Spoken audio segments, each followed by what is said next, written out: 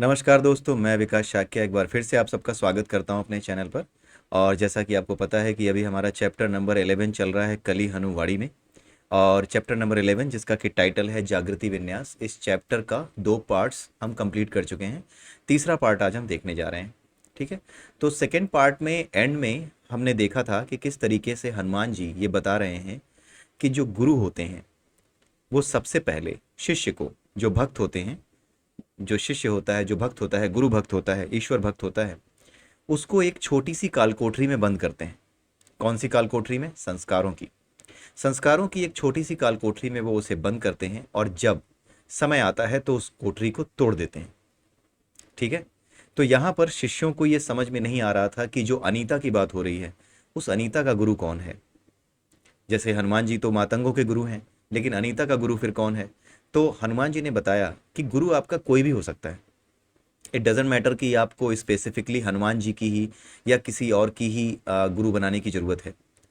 In fact गुरु के बारे में जो मिथक हैं वो तोड़े हैं हनुमान जी ने, कि गुरु कोई भी हो सकता है। आपका अपना जीवन हो सकता है। आप अगर किसी विद्या पे टिके हुए हैं, जैसे अगर आप कुछ बजाना गाना सीख रहे हैं, ठीक है, तो आपका जो संगीत है, संगीत साधना है, वो संगीत साधना भी आपकी एक गुरु है। क्योंकि वो भी आपको पहले एक रियाज में, एक छोटे से कमरे में कैद करती है। आप रियाज करना शुरू करते हो। आप छोटी छोटी चीज़ों का ध्यान रखते हो कि ये गलती ना होने पाए, वो गलती ना होने पाए। और इस तरीके से आप अपने आप को परफेक्शन की तरफ ले जाते हो इन योर संगीत। आपका जो संगीत है उस एरिया में परफेक्शन की ओर ले जाते हो।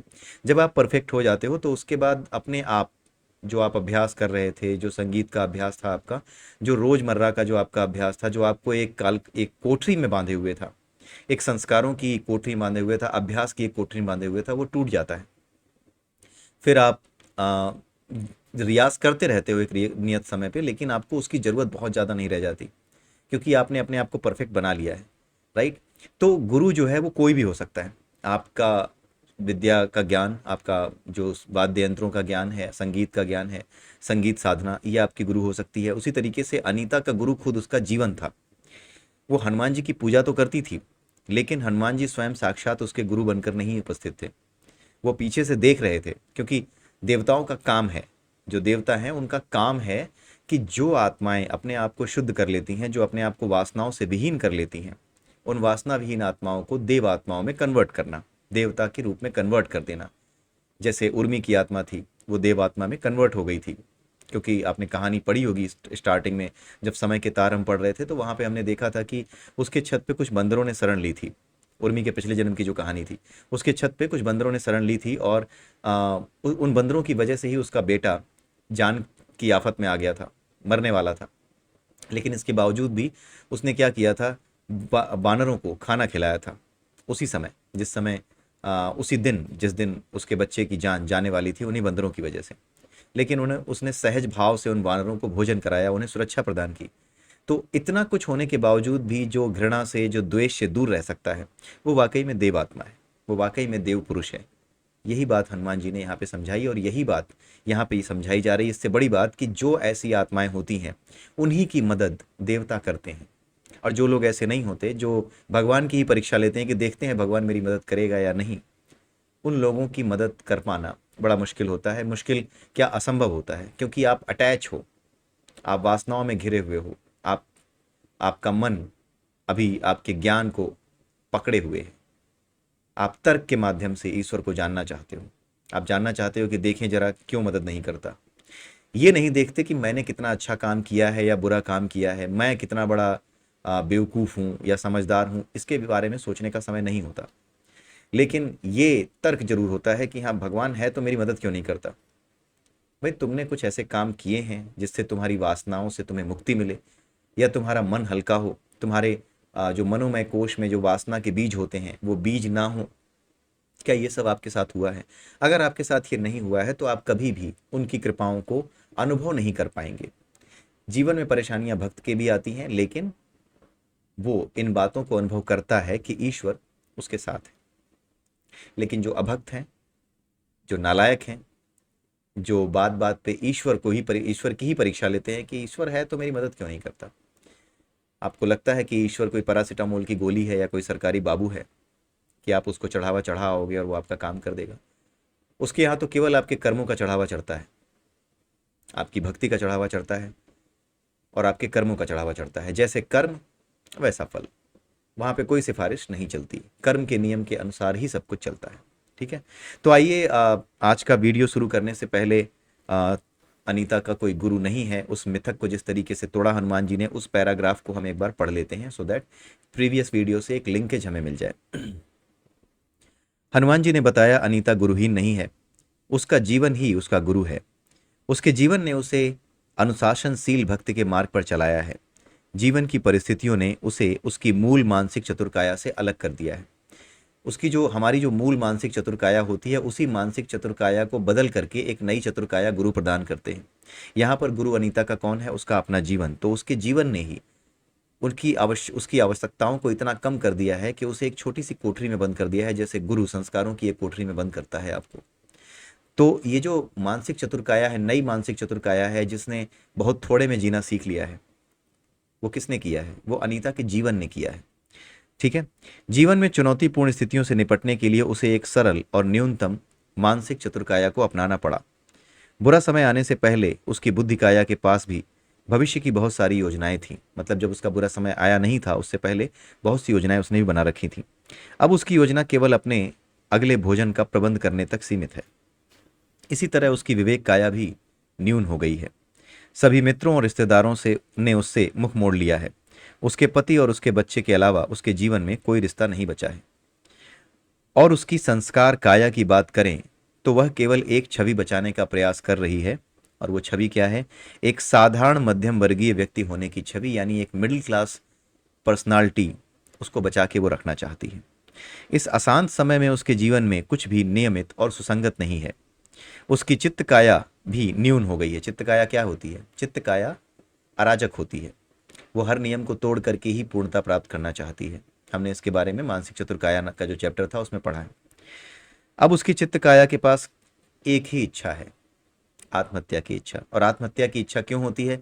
मानसिक चतुर्कायाओं में से कौन सी काया आपको आत्महत्या के लिए उकसाती है? इसके बारे में हमने पिछले वीडियो में, जो पिछला चैप्टर था, पिछले वीडियो में नहीं, पिछले चैप्टर में जो मानसिक चतुर्काया नाम का चैप्टर था, उसमें हमने पढ़ा है। ठीक है, उसके अदृश्य गुरु अर्थात उसके जीवन ने उसको सफलतापूर्वक एक न्यून मानसिक चतुर्काया में बंद कर दिया, यानी मिनिमम मानसिक चतुर्काया जो एक गुरु प्रदान करता है, उसमें उसको बंद कर दिया गया है। जागृति की चिंगारी प्रज्वलित करने के लिए और उसकी आत्मा को दुखी जीवन से सुखी जीवन में स्थानांतरित करने के लिए अब केवल उस न्यून मानसिक चतुर्काया पर प्रहार की आवश्यकता है। यानी जैसे गुरु क्या करते हैं, समय आने पर उस मानसिक चतुर्काया को, जो नई मानसिक चतुर्काया उन्होंने दी थी, जो बहुत छोटी थी, उसको तोड़ देते हैं। तो अब जो अनीता का जीवन है, उसके जीवन में भी इस मानसिक चतुर्काया के टूटने का समय आ गया था। यही हनुमान जी बता रहे हैं। उसके द्वारा अपनाई गई न्यून मानसिक चतुर्काया में से कम एक को चकनाचूर होना पड़ेगा। यानी जितनी भी उसकी मानसिक चतुर्कायाएं हैं, जो चतुर्कायाएं होती हैं मन की, उनमें से किसी एक को चकनाचूर किया जाएगा। उसके बिना उसका जीवन सही नहीं हो सकता। ऐसा केवल उसके अदृश्य गुरु ही कर सकते हैं। मैं तो केवल एक हल्का सा प्रभाव डालकर ऐसा करने में सहायक बनूंगा, ऐसा हनुमान जी कह रहे हैं। वह अब एक आधुनिक विक्रय केंद्र में, यानी कि एक सेल्स जो सेंटर होते हैं हमारे, जो नॉर्मल आप जाके देखते हैं, आपके चाहे सुभिक्षा पहले चला करता था, सुभिक्षा, या फिर आप इनमें चले जाइए जो आपके बिग बाज़ार हुआ करता था, तो इसी तरह का एक विक्रय केंद्र है, वहाँ पे ये प्रवेश कर रही है। मैं आपको वहाँ ले चलता हूँ। यानी मातंगों से हनुमान जी ने कहा कि मैं आपको वहाँ ले चलता हूँ। ले चलता हूँ तो कैसे ले चलता हूँ? उड़ा के ले चलता हूँ? नहीं, हनुमान जी ने पहले ही समझाया कि ये पूरा का पूरा, एक जो चैप्टर था समय के तार, उसमें बताया हुआ है कि पूरा का पूरा जो ये ब्रह्मांड है, ये एक गोले की तरह है, ऊन के गोले की तरह आप समझ लीजिए। ऊपर से आप जब आप देखते हैं तो ऊन के गोले की तरह ये नजर आएगा, जिसमें आपको हर जगह गोले में कहाँ क्या है वो सब दिखाई देगा। लेकिन हम क्या होते हैं? हम इस गोले में फंसी हुई एक चींटी की तरह होते हैं, जो इस गोले में फंस गई है, और इसलिए ऊपर से इस पूरे गोले को नहीं देख पाती। अगर आप इस ऊपर से पूरे गोले को देख पाएं तो आप जिस धागे को चाहें उस धागे को पकड़ने का निर्णय ले सकते हैं और आप उसमें प्रवेश कर सकते हैं, आप उसको छू सकते हैं। ठीक है, तो उसी तरीके से हनुमान जी अब क्या करने जा रहे हैं, क्योंकि इन मातंग इनके भक्त हैं, तो इन भक्तों को वो ज्ञान है कि किस तरीके से अपने आप को अलग किया जाता है अपने ही शरीर से। तो हनुमान जी क्या करेंगे कि उनको किसी भी दृश्य में प्रवेश कराने के लिए स्वतंत्र हैं, क्योंकि उन्होंने अपने आप को हनुमान जी के प्रति समर्पित कर दिया है। जब उन्होंने समर्पित कर दिया है तो उनके पास कोई अटैचमेंट नाम की चीज़ नहीं है। जब अटैचमेंट नाम की चीज़ नहीं है तो वो शून्य हो जाते हैं बीच बीच में। जब वो शून्य हो जाते हैं तो उस स्थिति में ही आत्मा को एक जगह से दूसरी जगह पे, आत्मा होती भी नहीं है जब आप शून्य हो जाते हैं, आपको एक जगह से दूसरी जगह पे दूसरे दृश्य में उस शून्य को, उस चेतना को पहुंचाया जा सकता है। ठीक है, तो वही हनुमान जी करेंगे। अब कैसे करेंगे वो देखिए। सभी मातंगों ने अपनी आंखें बंद कर ली। जिज्ञासा की एक चिंगारी ने उर्वा को अपनी आंखें पुनः खोलने पर विवश कर दिया। उसने पूछा, देव, उसकी आत्मा जागृत होते ही एक बेहतर जीवन में प्रवेश करेगी, परंतु सहस्त्र जीवनों में से कौन सा जीवन उसके लिए बेहतर है, यह चुनाव कौन करेगा? या फिर बिना चुनाव किए ही वह किसी भी जीवन में प्रवेश कर जाएगी? या वह उस विशेष जीवन में स्थानांतरित होगी जिसमें उसके किरदार को गुप्त सोने से भरा एक संदूक मिला है? आपने देखा होगा कि एक सोने से भरा हुआ संदूक उसको मिला था। एक जीवन ऐसा था जिसमें उसको सोने से भरा संदूक मिला था, दूसरा जीवन ऐसा था जिसमें उस संदूक में कुछ भी नहीं था। हनुमान जी ने शांत स्वर में कहा, संदूक वाले जीवन में नहीं, और ऐसा भी नहीं कि उसकी आत्मा सहस्त्र यानी हजारों जीवनों में से किसी में भी स्थानांतरित हो जाएगी। वह स्वयं किसी जीवन का चयन करेगी और उसके द्वारा चयन किया हुआ जीवन वर्तमान जीवन से तो बेहतर ही होगा। सहस्त्र मील दूर मुख्य धारा के समाज में अनीता नामक महिला ने एक व्यस्त आधुनिक विक्रय केंद्र में प्रवेश किया। वह एक सामान्य महिला लग रही थी, भीड़ में एक गुमनाम महिला। उसके लिए यह अच्छी बात थी कि इस नगर के निवासी अनजान व्यक्तियों को समीप से देखने का झंझट नहीं उठाते थे। लगभग हर किसी के हाथ में पिंगल यंत्र थे। पिंगल यंत्र यानी मोबाइल। मानव मन की जिज्ञासा को इन यंत्रों ने अवशोषित कर लिया था। अब किसी को कोई अंतर नहीं पड़ता था कि उनके आसपास क्या हो रहा था। ऐसा ही होता है, आपके हाथ में मोबाइल हो फिर आपको पता नहीं चलेगा कि आपके आसपास क्या हो रहा है, आप उसी में बिजी हैं। अनीता ने जो घिसे पिटे विवर्ण यानी कि फटे पुराने कपड़े पहन रखे थे, उन पर किसी का ध्यान नहीं जा रहा था। जब तक वह भीड़ का एक गुमनाम भाग थी, तब तक कोई उसकी फटी एड़ियों और घिसी हुई चप्पलों को भी नहीं देखने वाला था। उसके स्वयं के मन के अलावा इस बारे में कोई तनाव नहीं उठा रहा था कि वह कैसी दिखाई दे रही है। वह एक सामान्य मध्यम वर्गीय महिला की छवि बनाए रखने के लिए कड़ी मेहनत कर रही थी। यानी अपने आप को मिडिल क्लास की तरह दिखाने के लिए वो बहुत मेहनत कर रही थी कि वो मिडिल क्लास दिखे, कम से कम उसकी वो कमजोरियां ना दिखें जो ये बता दें लोगों को कि ये तो बहुत बुरी हालत में फंसी है। वह एक सामान्य मध्यम वर्गीय महिला की छवि बनाए रखने के लिए कड़ी मेहनत कर रही थी। एक साधारण गृहिणी की छवि जो एक साधारण दोपहरी में सामान खरीदने निकली थी। उसे इस बात का तनिक भी भान नहीं था कि हनुमान जी उसके भले के लिए उसकी छवि का नाश करने वाले थे। वही जो जीवन आपको मिलता है गुरु के द्वारा, जिसमें आपको छोटी सी संस्कार काया मिलती है और उसको गुरु तोड़ते हैं, तो यहाँ पे वही काम हनुमान जी करेंगे। गुरु तो उसका जीवन ही है, लेकिन हनुमान जी यहाँ पे सहायता करेंगे उस छवि को तोड़ने की। किस छवि को? कि वो एक मध्यम वर्गीय परिवार की महिला है और उसके साथ इतना सब कुछ ठीक है कि वो मध्यम वर्गीय परिवार की महिला की तरह जी सकती है। इसी छवि को तोड़ा जाएगा। जब विक्रय केंद्र की सुरक्षाकर्मी ने उसके लिए द्वार खोला तो वह आश्वस्त हुई कि उसकी छवि सुरक्षित थी। उसको लगा कि हाँ, उसको देख करके जो चौकीदार है उसने दरवाज़ा खोला है और उसने उससे कुछ पूछा नहीं, तो उसको लगा कि हाँ, अभी भी मैं एक मध्यम वर्गीय यानी कि एक मिडिल क्लास वुमेन लगती हूँ, और वाकई में लगती हूँ। इसीलिए इस व्यक्ति ने मुझे फटकारा नहीं, दुत्कारा नहीं। केवल वह स्वयं जानती थी कि मार्ग के उस पार भीख मांग रहे भिखारी के पास कदाचित उससे अधिक धन था। यानी कि सड़क के किनारे एक भिखारी खड़ा था, उस भिखारी के पास भी उससे शायद ज़्यादा धन हो, ये इतनी गरीब हो चुकी थी, ये केवल इसे पता था। विक्रय केंद्र में प्रवेश करते ही सबसे पहले उसे एक सूचना पत्र दिखाई दिया जिसमें लिखा था कि 500 रुपए का सामान खरीदने पर 1 किलोग्राम गेहूं का आटा या चीनी मुफ्त मिलेगी। चीनी तो उसके लिए एक विशिष्ट पदार्थ था। विशिष्ट पदार्थ यानी वो कभी कभी ही इस्तेमाल करती, तो वो चीनी इतनी खरीद के क्या करती। गेहूं का आटा आवश्यकता की वस्तु थी, इसलिए उसने 500 रुपए का सामान खरीद कर 1 किलोग्राम गेहूं का आटा निःशुल्क प्राप्त करने का निर्णय लिया। उसे आधुनिक विक्रय केंद्र में से वस्तुएं चुनने में अधिक समय नहीं लगा जिनको वह खरीदना चाहती थी। उसे पूरी तरह से यह स्पष्ट था कि उसे क्या खरीदना था।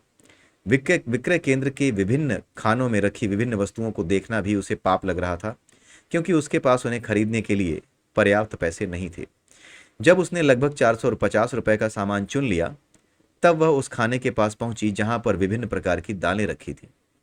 यहां आकर उसकी स्पष्टता भंग हो गई।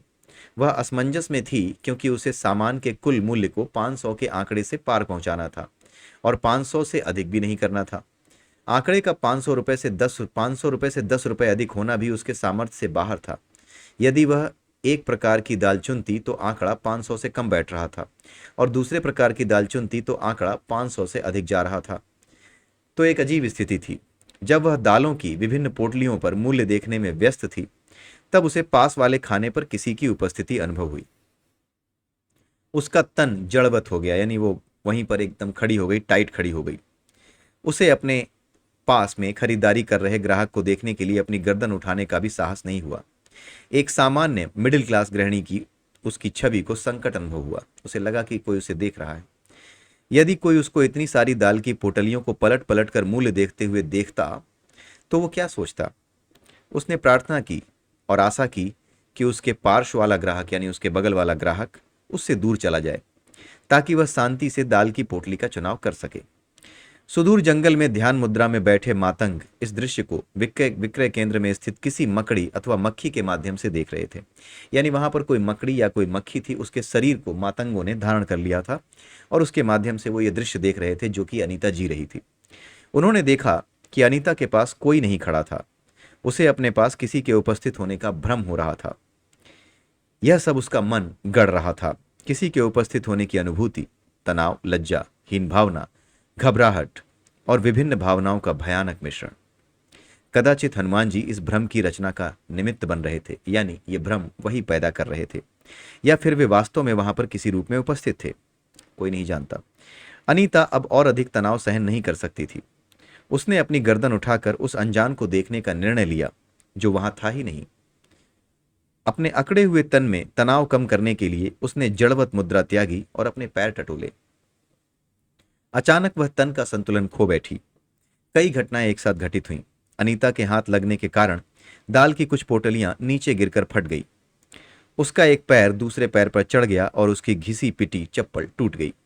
भूमि पर बिखरी दाल पर उसके पैर फिसल गए और वह धड़ाम से नीचे गिर गई।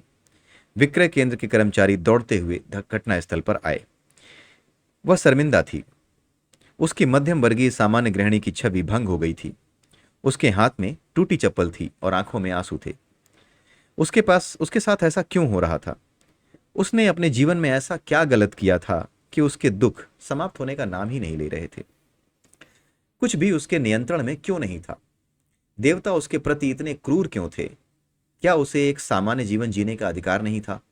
बहुत सारे बुरे जन कितना सुख समृद्धि का जीवन जीते हैं, तो फिर एक भली महिला को किस बात का दंड मिल रहा था? उसका अपराध क्या था? आंसू उसकी गाल से होते हुए नीचे गिरने लगे। उसने आंसू रोकने या पोंछने का प्रयास भी नहीं किया। विक्रय केंद्र के कर्मचारी को भी कुछ नहीं सूझ रहा था कि वे क्या करें। वे बस खड़े खड़े यह विचित्र दृश्य देख रहे थे। अनीता में अब इतनी ऊर्जा नहीं बची थी कि वह अपनी छवि को बचाने की चिंता करे। उसने जैसे जीवन से हार मान ली थी। और तत्पश्चात वह क्षण आया जिसकी प्रतीक्षा बड़े बड़े तपस्वी वर्षों तक करते हैं। उसकी आत्मा उसके मन से अलग हो गई, क्योंकि उसने अपने आप को बिल्कुल छोड़ दिया। जैसे अर्जुन ने भगवान कृष्ण के सामने खुद को छोड़ दिया, अपना धनुष भी रख दिया, और साथ में ये बोला कि मैं पूरी तरह से अपने आप को आपको समर्पित करता हूं। मैं कुछ भी नहीं समझ पा रहा हूं। ना मेरा ज्ञान मेरा साथ दे रहा है, ना ये गांडीव जो धनुष है मेरा, ना ये मेरी सहायता कर पा रहा है। मुझे कुछ भी समझ में नहीं आ रहा है। वो बैठ गया। ठीक इसी तरीके से अनीता भी इस समय अपने सारे जीवन के बंधनों को, जो छवि थी उसकी, जिसको बचाने की कोशिश कर रही थी, अपने जीवन में बेहतरी लाने के लिए, या अपनी मध्यम वर्गीय या मिडिल क्लास की जो इमेज बचाने की कोशिश वो कर रही थी, अब उस कोशिश को भी धक्का लग चुका था, इतना गहरा धक्का कि अब वो कुछ सोच ही नहीं पा रही थी। वो शून्य हो चुकी थी। और यही शून्यता चाहिए होती है, यही समर्पण की स्थिति होती है। इस समय में जो शांति महसूस होती है, कई बार आपने देखा होगा कि आपके साथ कोई बहुत बड़ी घटना हो गई। छोटी छोटी घटनाओं से तो आपको तुरंत गुस्सा आता है, लेकिन कई बार ऐसा होता है कि कोई बहुत बड़ी घटना हो गई जो आप अपने जीवन में नहीं देखना चाहते थे, तो उसके बाद जो शांति की स्थिति होती है, आप उस समय समझ नहीं पाते कि ये शांति कैसी शांति है। इतनी बड़ी दुर्घटना हुई है फिर भी चिंताएं नहीं घेरे हुए हैं, आप तो बिल्कुल शांत होकर बैठ गए हैं, निढाल होकर बैठ गए हैं। निढाल होकर बैठने वाली जो स्थिति थी वही अनीता की थी, और वही अर्जुन की थी जब वो भगवान कृष्ण के सामने बैठा पूरे समर्पण के भाव के साथ। उसी तरीके से अनीता भी अपने जीवन के प्रति पूरे समर्पण के भाव के साथ कि अब मेरे बस में कुछ नहीं रहा, मैं कुछ नहीं कर पाऊंगी, वो वहां पर बैठ गई थी। उसने जैसे जीवन से हार मान ली थी। जीवन के सामने, अपने जीवन के सामने वो बैठ गई थी। और तत्पश्चात वह क्षण आया जिसकी प्रतीक्षा बड़े बड़े तपस्वी करते हैं। उसकी आत्मा उसके मन से अलग हो गई। उसे लगा जैसे भूमि पर बैठकर रो रही महिला से उसका कोई लेना देना नहीं है। यही हनुमान जी समझा रहे हैं कि इतनी पूरी बुक में यही चीज समझाने की कोशिश की गई है कि आप आपका शरीर नहीं हो, आप आपका मन नहीं हो, बल्कि आपका एक मन है। आप शरीर नहीं हो, बल्कि आपका एक शरीर है। तो यही स्थिति तब बनती है जब व्यक्ति अपने आप को समर्पित कर देता है। उससे पहले ये स्थिति नहीं बन सकती। तो लोग जो कहते हैं कि भगवान है तो दिखता क्यों नहीं है, वो मूर्खता की भी सबसे निचली सीढ़ी पर है। अभी मूर्खता की पराकाष्ठा तक भी नहीं पहुंचे हैं। उन्हें तो अभी उस मूर्खता की पराकाष्ठा तक पहुंचना है, उस चरम सीमा तक भी पहुंचना है जहां मूर्खता एक नए लेवल पे प्रकट होती है। वो अभी वहां तक भी नहीं पहुंचे हैं। तो जो लोग ऐसे प्रश्न करते हैं वो बड़े ही विचित्र प्रकार के मूर्ख होते हैं। वो समझ नहीं पाते। उन्हें समझाया भी जाता है तो भी वो समझना नहीं चाहते, क्योंकि वो उसी जैसे गोबर का कीड़ा होता है, उसे आप गोबर में छोड़ दीजिए, गोबर से बाहर निकाल के छोड़ दीजिए, वो घूम के गोबर में ही जाएगा। उसे गोबर में ही मजा आता है। उसी तरीके से मूर्खों को मूर्खता में ही आनंद आता है। आप समझ गए होंगे। तो आइए देखते हैं आगे क्या है। उसे लगा जैसे भूमि पर बैठकर रो रही महिला से उसका कोई लेना देना नहीं था। लज्जा, दुख, पीड़ित होने की भावना कुछ भी तो उसका नहीं था। वह मात्र एक दर्शक थी। वह केवल एक साक्षी थी जिसके पास इस सारे नाटक से बाहर निकलने का विकल्प था। उसको अच्छे से देखो। हनुमान जी की वाणी में उनके मातंग शिष्यों को निर्देश मिला। उसकी आत्मा अब किरदार बदलने जा रही है। क्यों? क्योंकि वो शून्य हो चुकी है, समर्पित हो चुकी है अपने जीवन के प्रति। उसने छोड़ दिया है किसी भी प्रकार के अटैचमेंट से, वो मुक्त है। जब तक आशा होती है तब तक आप अटैचमेंट रखते हैं। जैसे ही आशा समाप्त हो जाती है अपने ढाल होकर गिर जाते हैं, हाय रे मेरा सब लुट गया। कुछ ऐसी ही स्थिति है जहां पे वो ये भी नहीं सोच रही कि मेरा कुछ लुट गया। वो कुछ सोच ही नहीं पा रही है। शून्यता की स्थिति है। और इस स्थिति में ही आपको महसूस होता है कि आप नहीं हो, आप कोई और हो। आप तो इस शरीर में बस एक कैद हो। इस शरीर में आपको रखा गया है, प्रकृति ने आपको इस शरीर में रखा है। इसके अतिरिक्त आप कुछ नहीं। ठीक है। अब हनुमान जी कहते हैं कि उसकी आत्मा अब किरदार बदलने जा रही है। उसके वर्तमान किरदार को अनीता 728 नाम दे देते हैं। उसकी आत्मा अनीता 849 किरदार में प्रवेश करने वाली है, 849 में। यानी उसके दो किरदारों का अलग अलग नाम दे दिया। आपको वे दोनों किरदार दिखाई देंगे। आप दोनों किरदारों के बीच का अंतर भी देख पाएंगे। सबसे रोचक बात यह है कि अनीता के ये दोनों किरदार आत्मा के स्थानांतरण से पूरी तरह अनभिज्ञ होंगे। यानी आत्मा जब एक शरीर से या एक किरदार से दूसरे किरदार में जाती है तो दोनों किरदारों में से किसी को ही पता नहीं चलता कि कोई चीज या कोई घटना घटी है, कोई चीज नई आई है। ठीक है। तो यहां पर अनीता अब अपनी अनीता, जो अभी अनीता थी, जो अभी गिरी पड़ी है उसमें विक्रय केंद्र में, अब वो अनीता दो भागों में, मतलब दो शरीरों में, दो किरदारों में जाने जा रही है। एक तो ये किरदार था, अब दूसरा किरदार है जिसमें वो जाने वाली है। उस किरदार को 849 नंबर दिया गया है। दृश्य क्षणिक अंधेरे में गुम हो गया और उस अंधेरे से दृश्य उभरा। जिस जगह पर दाल बिखरी थी और टूटी चप्पल के साथ एक महिला रो रही थी, वह जगह पूरी तरह साफ सुथरी थी। वहां पर किसी प्रकार की दुर्घटना होने का कोई संकेत ही नहीं था। आपने शुरुआत में ही इन चीज़ों को समझा होगा और हमने इस चीज़ को पढ़ा भी है कि जो पैरेलल यूनिवर्स है उसके बारे में इस बुक में बताया गया है स्टार्ट में, कि ये जो पूरा का पूरा यूनिवर्स है उसमें कई रास्ते हैं। उन कई रास्तों में से एक रास्ता ऐसा है जिसमें आप कुछ और दृश्य जीते हैं। दूसरा रास्ता ऐसा है जिसमें कुछ और दृश्य जीते हैं। और ये रास्ते आपस में एक दूसरे से नलियों के सहारे जुड़े हुए हैं। ठीक है। सो ये जो चीज़ है ये समानांतर ब्रह्मांड की बात करती है, पैरेलल यूनिवर्स की बात करती है।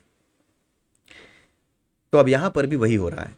अनीता एक दृश्य में थी, अब उस दृश्य में एक नई नली के जरिए वो किसी दूसरे दृश्य में या किसी दूसरे सिनेमा हॉल में, आप ये कहिए कि पहुंच जाएगी दृश्यों को जीने के लिए। तो अब जो है वो जिस दृश्य में जा रही है वो दृश्य ऐसा नहीं है जिसमें वो गिरी पड़ी हो। वहां पर गिरने का, उसके पड़े होने का कोई निशान ही नहीं है उस विक्रय केंद्र में। यह दृश्य भी अचानक समाप्त हो गया और वहां से कुछ दूर उसी समय का एक अन्य दृश्य दिखाई दिया। अनीता विक्रय केंद्र से बाहर निकल रही थी। उसके एक हाथ में दो थैले थे। यानी एक ये अलग ही दृश्य है, जो एक अलग ही जो नली है, या फिर आप ये कह लीजिए जो काला आकाश की जो सुरंग है, जिसको सुरंग कहा गया है इस पूरी की पूरी बुक में, उस किसी और सुरंग में वो घुस रही है। और वो सुरंग, एक सुरंग ऐसी थी जहाँ पे कोई दाल नहीं गिरी है, एक सुरंग ऐसी थी जिसमें दाल गिरी हुई है। और अनीता अब ये सुरंगें बदल पा रही है। क्यों? क्योंकि उसने अपने आप को समर्पित कर दिया है और अपने आप को उसने क्या किया है, बिल्कुल छोड़ दिया है। जब आप छोड़ देते हैं, इस संसार से अटैच नहीं होते, तो ये पूरी प्रकृति, ये जो देवता हैं, ये आपको उस तरफ ले जाते हैं जो आपका भला करेगा। जिन दृश्यों को आप जीना चाहते हैं या जिन दृश्यों को आप जीना चाहते थे, जो दृश्य आपको परेशान कर रहे थे, उन दृश्यों से निकाल करके एक बेहतर दृश्य में वो डालने का प्रयास करते हैं, लेकिन उसके लिए आपको समर्पित होना पड़ता है। ठीक है। अब यहाँ पर क्या बताया जा रहा है कि एक नया दृश्य, एक तीसरा ही दृश्य बताया जा रहा है। उसमें यह कहा जा रहा है कि अनीता जो है विक्रय केंद्र से बाहर निकल रही थी। उसके एक हाथ में दो थैले थे। एक थैले में किराने का सामान था, यानी रोजमर्रा का जो किराने का सामान, किराना यानी जो जनरल स्टोर से आप सामान लेते हैं उसे किराने का सामान कहा जाता है, उसे किराने की दुकान कही जाती है, जो उसने अभी अभी खरीदा था। और एक अन्य छोटा सुंदर झोला था जो आधुनिक महिलाएं प्राय रखती हैं। उस छोटे झोले से उसने वह पिंगल यंत्र निकाला जिसमें घंटी बज रही थी। उधर हनुमान जी की दिव्य वाड़ी में मातंगों को निर्देश मिला, इस महिला के कपड़े, पैर और माथे पर ध्यान दीजिए। इस दृश्य में उपस्थित अनीता नामक महिला उस अनीता नामक महिला जैसी ही थी जो अन्य दृश्य में गिरी पड़ी थी। अंतर केवल इतना था कि अनीता ने अलग कपड़े पहने हुए थे। इसके पैरों में घिसी पिटी चप्पल नहीं थी। वह अनीता नंगे पांव थी। उसके माथे पर लाल तिलक सुशोभित था। यानी ये अनीता एक पुजारन लग रही थी, एक भक्त लग रही थी। हनुमान जी ने कहा, जिस महिला को आप देख रहे हैं वह अनीता 849 है। अनीता 728 नहीं है, जो कि विक्रय केंद्र में गिरी पड़ी है। वह घर से नंगे पांव आई थी क्योंकि वह विक्रय केंद्र में जाने से पहले एक मंदिर में जाना चाहती थी। ये कौन सी अनीता है? ये वो अनीता है जो नए दृश्य में, तीसरे दृश्य में देखी जा रही है। ठीक है, वही जो पैरेलल यूनिवर्स वाला कॉन्सेप्ट हम पढ़ते हैं कि अलग अलग सुरंगें हैं, उन सुरंगों के माध्यम से आप इधर उधर होते रहते हैं, उसके बारे में बताया जा रहा है। उसके माथे पर लाल तिलक उस मंदिर के पुजारी ने लगाया था। विक्रय केंद्र के भीतर गिर पड़ने की दुर्घटना उसके साथ घटित नहीं हुई। वह अनीता 728 के साथ घटित हुई थी। उसकी अनीता 728 से भिन्न स्मृतियां हैं, भिन्न जीवन है, भिन्न अतीत है। ये दो किरदार अनीता 728 और अनीता 849 दो समानांतर मार्गों की तरह हैं। इन किरदारों के मध्य स्मृति आदि की कोई अदला बदली नहीं हुई है। ये दोनों किरदार एक दूसरे से पूरी तरह स्वतंत्र हैं। हमने पहले भी पढ़ा है कि स्मृति यानी जो आपकी यादें हैं वो नहीं बदलती। अगर ये मेरा शरीर है तो मेरे शरीर में जो मन है, इस मन में जो स्मृतियां हैं, जो यादें हैं, वो इसी मन में रहेंगी, मेरे शरीर में रहेंगी। लेकिन जब कोई दूसरी आत्मा मेरे शरीर में आएगी तो मेरे मन की अंदर जो स्मृतियां हैं, मेरे मन के अंदर जो स्मृतियां हैं, उन स्मृतियों को अपना बना लेगी। उसे भी ऐसा लगेगा कि हाँ, ये सारी चीज़ें मेरी ही हैं। जैसे जब आप सपने में जाते हो, जब आप सो रहे होते हो और आप सपना देखते हो, तो आप चेतना के एक अलग स्तर पे होते हो। ठीक है, उस स्तर में, चेतना के उस अलग स्तर में आप एक अलग लोक में होते हो, आप एक अलग दुनिया में होते हो। उस अलग दुनिया में होने पर क्या होता है कि आपको जो सपने दिखाई देते हैं वो एक अलग लेवल पे दिखाई देते हैं। ठीक है, और वहाँ पर भी जब आप पहुँचते हो तो होता क्या है कि आपकी आत्मा या आपका मन जब उस सपने को देख रहा होता है, उसमें बड़ी अजीब चीज़ें देख रहा होता है। हो सकता है आप जानवरों से बात करते हुए आप दिखाई दो अपने आप को, लेकिन जब आप जानवरों से बात कर रहे होते हो सपने में भी, तो आपको कुछ अजीब नहीं लगता है। आप सपने में कभी भी अजीब नहीं मानते कि जानवर मेरे से बात कर रहा है क्या। जो कुछ भी आपको लगता है सच लगता है। क्यों? क्योंकि सपने में जाने पर जिस किरदार से आप जुड़ते हो, जो स्वप्न लोक का किरदार होता है, उस किरदार की स्मृतियां आपकी स्मृतियां बन जाती हैं। आपकी आत्मा उस किरदार को धारण करती है सोते समय स्वप्न लोक में, और उस समय उसकी स्मृतियां ही आपकी स्मृतियां बन जाती हैं। तो उसी तरीके से यहाँ पे जब अनीता प्रवेश करेगी 849 में, 849 में, तो उसकी पुरानी स्मृतियां अब नहीं रह जाएंगी। अब इस अनीता की स्मृतियां उसकी स्मृतियां हो जाएंगी, जिसमें उसका एक अलग ही अतीत था, अलग ही वर्तमान है और उसकी अलग ही स्थिति है। ठीक है, ये दोनों किरदार एक दूसरे से पूरी तरह से स्वतंत्र हैं। केवल अनीता की आत्मा ने एक किरदार से दूसरे किरदार में प्रवेश किया है। दोनों किरदार दरिद्रता से जूझ रहे थे, दोनों की ही गरीबी है। उस किरदार को भी गरीबी है, इस किरदार को भी गरीबी है। दोनों दुख के मारे थे। जिस किरदार को आप देख रहे हैं अनीता 849, उसको अभी एक शुभ समाचार मिलने वाला है। उसका जीवन दरिद्रता से बाहर निकलने वाला है। मातंगों ने अनुमान लगाया कि अनीता को वह शुभ समाचार उसी पिंगल यंत्र के द्वारा मिलने वाला था जो उसने अपने झोले से निकालकर अपने कान से लगाया था। उनका अनुमान सही था। वह पिंगल यंत्र के द्वारा अपने आनंदित पति से बात कर रही थी। नहीं, समाचार यह नहीं था कि उसके घर में गुप्त स्वर्ण मिला था। समाचार उससे भी अच्छा था। उसके पति का एक पैतृक भूमि पर अधिकार था जिससे वह अभी तक अनजान था। उसके चाचा का परिवार लंबे समय से उस भुला दी गई पैतृक संपत्ति पर अधिकार पाने के लिए न्यायिक लड़ाई लड़ रहा था। उसी भूमि का एक भाग अनीता के पति के नाम आ गया था। उस भाग का मूल्य उसके पूरे ऋण से, यानी जो कर्जा था, उससे कहीं अधिक था। एक पल के लिए तो उसे विश्वास ही नहीं हुआ। दुख भरे लंबे वर्षों के पश्चात इस तरह का शुभ समाचार असत्य जान पड़ा। समाचार सुनते ही पहले उसके मुख से कुछ अस्पष्ट बोल निकले और तत्पश्चात आनंद की एक चीख और तत्पश्चात उसकी आंखों से आंसू निकले। वह तुरंत घूमी और वापस मंदिर की ओर चल पड़ी। उसे अपने देवता का आभार जो व्यक्त करना था। उसे कहाँ पता था कि उसके देवता हनुमान जी वहीं पर उपस्थित थे जहां पर वह थी। वह सपने में भी नहीं सोच सकती थी कि हनुमान जी और उसके शिष्य इस दृश्य को देख रहे थे। दृश्य समाप्त हो गया। मातंगों ने अपनी आंखें खोल ली। उर्मी ने पूछा, किंतु देव, उसके पहले वाले किरदार का क्या हुआ? मेरा अर्थ अनीता 728 से है, जिसको अनीता की आत्मा ने त्यागा है। उर्मी ने पूछा कि वो उस अनीता का क्या हुआ जो कि विक्रय केंद्र में गिरी हुई पड़ी है, ये जानना चाह रही थी। तो हनुमान जी ने उत्तर दिया, वह किरदार अभी भी विक्रय केंद्र में चप्पल हाथ में लिए रो रही है। क्या आप उसे देखना चाहेंगे? हनुमान जी बोले। परंतु अब वह उस किरदार में आत्मा नहीं है देव। अनीता की आत्मा तो अब अनीता 849 किरदार में है। यहाँ पे फिर कंफ्यूजन वाली बात की उर्मी ने बोला कि अब तो उसकी आत्मा उसके शरीर में है ही नहीं, उस वाले में है ही नहीं। अब तो ये दूसरे शरीर में है जो 849 है, जिसके के पास फोन आया है कि पति जो है जीत गया है, एक केस जीत गए हैं उसके परिवार वाले। ठीक है, तो कैसे ऐसा हो सकता है कि वो जीवित भी है? उर्मी ने भ्रमेश्वर में कहा, आत्माओं की कमी नहीं है। अभिशप्त आत्माओं के झुंड खाली देहों में प्रवेश करने के लिए रास्ता खोजते रहते हैं। हनुमान जी यहाँ क्या कहना चाह रहे हैं? हनुमान जी यहाँ ये कहना चाह रहे हैं, एक चैप्टर था, अगर आपने देखा हो, सुर और असुरों के बारे में वो चैप्टर था। ठीक है, अभिशप्त आत्माएं। इसकी इसकी भी वीडियो की प्लेलिस्ट हमारे इसी चैनल पे है। और ये कली हनुमाड़ी का ही एक चैप्टर है, अभिशप्त आत्माएं। उसमें ये बताया गया है कि अगर आपके मन में दुख है, घृणा है, द्वेष है, जितनी भी नेगेटिव भावनाएं होती हैं, अगर ये भावनाएं आपके भीतर हैं, तो असुर आपके भीतर आसानी से प्रवेश कर जाएंगे। असुर यानी आत्माएं, अभिशप्त आत्माएं। तो यही चीज हनुमान जी कहना चाह रहे हैं कि वो अनीता जो कि विक्रय केंद्र में गिरी पड़ी है, अब वहां से उसकी मूल आत्मा तो निकल करके कहां पहुंच गई है? उस अनीता के पास, उस अनीता के किरदार में पहुंच गई है जिसके पति ने अभी अभी केस जीता है। लेकिन ये जो अनीता है जो कि विक्रय केंद्र में बिल्कुल जो है रो रही है, वहां पे चप्पल लिए हुए, टूटी चप्पल लिए हुए पड़ी हुई है, उसके पास कोई ना कोई आत्मा आएगी। अगर एक आत्मा शरीर से निकलती है तो दूसरी आत्मा तुरंत ही उसके भावनाओं के आधार पर, उस शरीर में उसकी स्मृतियों में जो कुछ भी था, जो भावनाएं थी, उन स्मृतियों के आधार पर उस शरीर में वो आत्मा प्रवेश करती है जो अभिशप्त आत्मा होती है। ठीक है, यही बात हनुमान जी कह रहे हैं कि आत्माओं की कमी नहीं है। अभिशप्त आत्माओं के झुंड खाली देहों में प्रवेश करने का रास्ता ढूंढते रहते हैं। हनुमान जी ने कहा। उर्मी धक से रह गई और उसका मुख खुला का खुला रह गया। उसके मन में भयानक विचार आया, असुर, क्या अनीता 728 जो कि अभी विक्रय केंद्र में गिरी हुई पड़ी है, उसके किरदार में असुर प्रवेश कर गए हैं? हे भगवान, उसका क्या होगा? ऐसा उसने सोचा। हनुमान जी ने शांत स्वर में उर्मी के मन में उठ रहे प्रश्नों का उत्तर दिया। वह किरदार अपनी पटकथा के अनुसार जीवन जीता रहेगा। और वह पटकथा उसे कहाँ ले जाएगी देव? उस किरदार का हर्ष क्या होगा? मैं जानने के लिए उत्सुक हूं देव, उर्मी ने पूछा। यद्यपि उत्तर कहीं न कहीं उसके मस्तिष्क में तैर रहा था, उत्तर इतना भयानक था कि वह उसे मानना नहीं चाहती थी। मैं आपको भविष्य में ले जाकर अनीता 728 किरदार के जीवन का अंतरिम दृश्य भी दिखा सकता हूं, किंतु आप यह सुखद दृश्य देखने के पश्चात उद्विग्न दृश्य को देखकर अपना मन दुखी क्यों करना चाहती हो?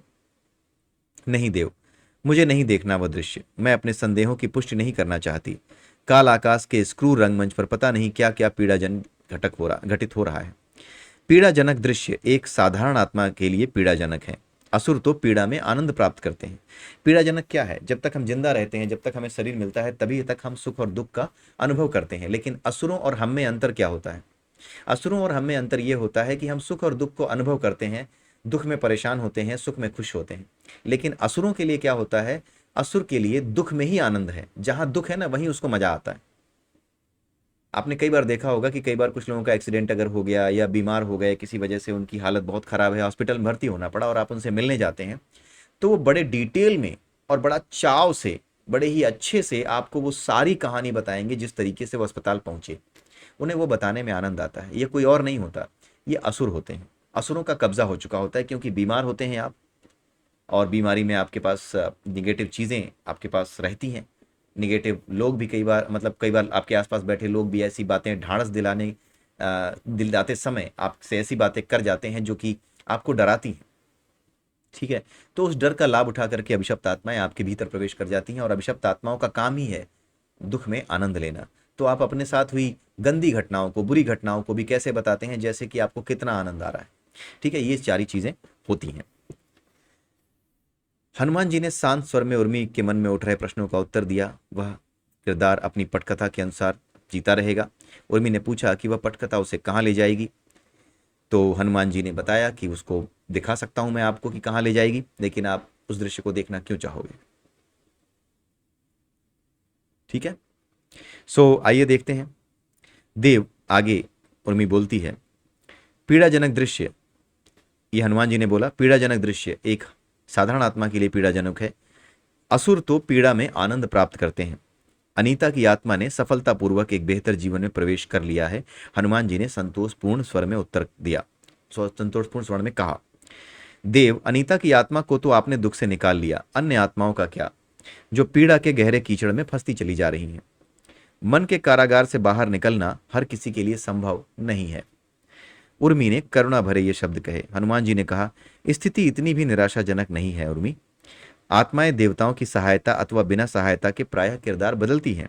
हाँ, किरदार बदलने की घटना का स्मृति में बद्ध होना दुर्लभ है, यानी स्मृति में नहीं जाती, क्योंकि आत्मा जिस शरीर में जाती है उसी की स्मृति को अपनी स्मृति बना लेती है, वो स्मृति को अपने साथ लेकर नहीं जाती।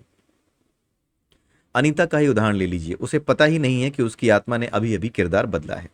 परंतु जागृति के बिना एक आत्मा किरदार कैसे बदल सकती है देव? उर्वा ने जिज्ञासा प्रकट किया। उर्वा ये पूछ रहा है, जानना ये चाह रहा है कि उसको ये लग रहा है कि जो अनीता की आत्मा है वो तो जागृत ही नहीं थी, तो ये हुआ कैसे? तो हनुमान जी इसका उत्तर दे रहे हैं। हनुमान जी कहते हैं, किरदार बदलने के लिए किसी आत्मा को अपने पूरे जागृति विन्यास पर, वही वो चैप्टर जिसका नाम है जागृति विन्यास पर, महारत प्राप्त करना आवश्यक नहीं है। थोड़ी बहुत और कभी कभी होने वाली जागृति भी, आत्मा की जागृति भी में भी देवता आपको एक बेहतर किरदार और बेहतर जीवन में प्रवेश करने में सहायता कर सकते हैं, हनुमान जी ने कहा। परंतु उस थोड़ी सी जागृति को प्राप्त करना सरल नहीं है देव, उसके लिए बड़े पैमाने पर प्रयास करने पड़ते हैं। ये चीज़ उर्वा बोल रहा है। तो अगले वीडियो में हम इसके आगे की कहानी देखेंगे, और आई होप कि आपको ये कहानी, आज का जो पार्ट है वो अच्छा लगा होगा, समझ में आया होगा। अगर ना समझ में आया हो तो आप कमेंट सेक्शन में ज़रूर लिखिएगा मुझे कि हाँ, ये चीज़ समझ में नहीं आई। अगले वीडियो में, यानी कि चौथे पार्ट में, ये जो चैप्टर नंबर 11 है ये समाप्त हो जाएगा, और उसके बाद आएगा आखिरी चैप्टर निरंतरता, और उसके बाद आप इस पूरी किताब को ख़त्म कर चुके होंगे। इसमें 12 चैप्टर्स ही हैं। किताब है ये कली हनुवाड़ी। लेट मी टेल यू कि ये किताब आपको मार्केट में नहीं मिलेगी, इवन अमेजन पे भी अब इसकी कॉपियाँ नहीं आ रही हैं। इसीलिए ईश्वर की कृपा से जब ये किताब मेरे पास पहुंची, इसको चीज़ों को समझा, पढ़ा मैंने इसमें से, और उसके बाद मैंने सोचा कि ऐसे बहुत से लोग होंगे जिनकी भक्ति भावना, जिनकी साधना बिल्कुल पवित्र है, जिनका ईश्वर में विश्वास अटूट है, और इसी वजह से मैंने सोचा कि इस पर वीडियो बनाए जाए। कली हनुवाणी पर आपको रेयरली ही वीडियो मिलेंगे, एक आध कोई और चैनल है, और वहाँ से मैंने, जब मेरे पास ये किताब नहीं थी तब मैंने उसी चैनल से उसे सुना भी था। तो कहीं भी किसी भी सोर्स पे जाइए, चीज़ों को समझने की कोशिश करिए, उनको सुनने की कोशिश एटलीस्ट कीजिए, और जो भी सनातन धर्म के लिए जो कुछ भी कर रहा है, विदाउट थिंकिंग कि ये किसका चैनल है किसका चैनल नहीं है, अभी या हमेशा ही, अभी की बात मुझे करनी ही नहीं चाहिए, हमेशा ही हमें ऐसे लोगों का साथ देना होगा, उनका उत्साह बढ़ाना होगा। हमारे साथ समस्या यही होती है कि हम कंपटीशन में लग जाते हैं। कंपटीशन में नहीं फंसना है, द्वंद्व की भावना नहीं लेकर आनी है, द्वेष की भावना नहीं लेकर आनी है। और इसी के साथ, इसी मैसेज के साथ मैं आप सबसे विदा लेता हूँ। जय सिया राम, जय श्री कृष्णा, जय श्री राधे, नमस्कार।